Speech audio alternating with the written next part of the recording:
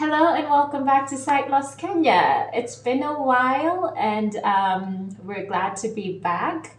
So we'll get right into it. Last weekend we attended the Wezesha charity walk organized by the Kenya Society of the Blind in partnership with Rotary Club of Kenya, IRA, Isuzu, Rotary Tanks, the National Council for Persons with Disabilities and CPWD, and it was an amazing experience. So the whole point of the charity walk, as discussed in our previous video, was to sensitize people on the white cane. The white cane is a tool for mobility used by persons with visual impairment. It helps them to move around independently.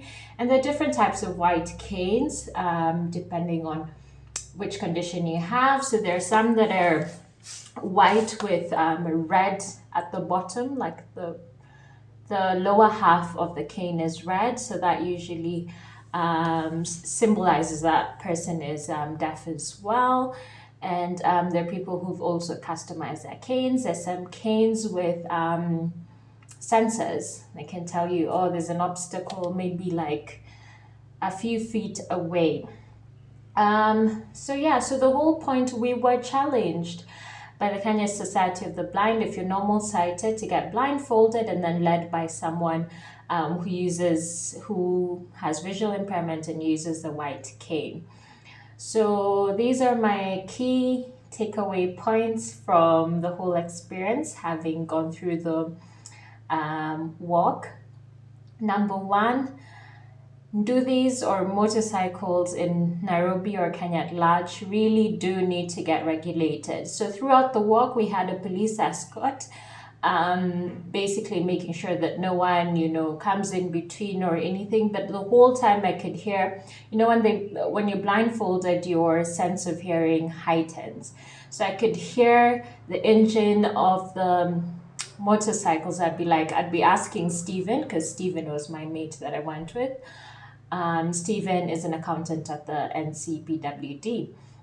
So I'll be like, Stephen, where's that motorcycle? Where's that Nduthi guy? And Stephen will be like, Kombali, he's very far away. And I'll be like, no, nazamskia, nakuja. And Stephen will be like, no, just relax, you're far away. So I can only imagine how it is for a person with visual impairment, because they don't get a police escort in their day-to-day lives. And as we all know, motorcycles like in Kenya can just go anyhow, anyway, on the wrong side of the road, can just even hit normal sighted people. So that was a very big concern for me. Secondly, the fact that most roads in Nairobi are not leveled. So when you're using the white cane, you really feel like you need to go, like maybe there's a ditch and you need to jump over it, but it's just the same road. It's just that the road is not leveled and there are a lot of potholes, and basically just places are not level. So you feel like you need to go a step higher because you're thinking maybe it's a stair, but it really isn't.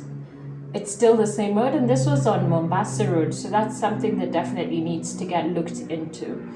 The third thing, and this was mentioned by my friend Stephen, is just accessibility. The fact that the headquarters for the National Council for Persons with Disabilities is on Waiyaki Way, and there's no footbridge over there for PWDs to cross over to the other side of the road where they can get maybe matatus to get them home, or if they need anything else on the other side of the road. So Stephen was just letting me know that, these things are very important, and think that was also reiterated by Honorable Isaac Maura in his speech as well.